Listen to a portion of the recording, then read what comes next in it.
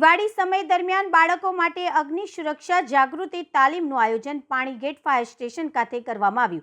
દિવાળીના પ્રસંગે બાળકોમાં સુરક્ષિત અને જવાબદારીપૂર્ણ રીતે તહેવાર ઉજવવાની ભાવના જાગૃત કરવા માટે એક ખાસ તાલીમ કાર્યક્રમનું આયોજન કરવામાં આવ્યું। આ તાલીમ દરમિયાન બાળકોને ફટાકડા કેવી રીતે સુરક્ષિત રીતે ફોડવા, યોગ્ય અંતર રાખવું અને હંમેશા મોટા લોકોની દેખરેખ હેઠળ જ ફટાકડા ફોડવા તે બાબતો શીખવવામાં આવી હતી। તેમજ તેમને ધુમાડાથી પોતાનો બચાવ કેવી રીતે કરવો તે પણ શીખવવામાં આવ્યું, જેમ કે નાક અને મોઢા ઉપર સ્વચ્છ રૂમાલ રાખવો, વધુ ધુમાડાવાળા વિસ્તારોથી દૂર રહેવું અને હવાની યોગ્ય આવન જાવન રાખવી। આ ઉપરાંત તાલીમમાં આગની દુર્ઘટનાથી બચવા અને સ્વસુરક્ષા માટે ઉપાયો અંગે માહિતી આપવામાં આવી હતી।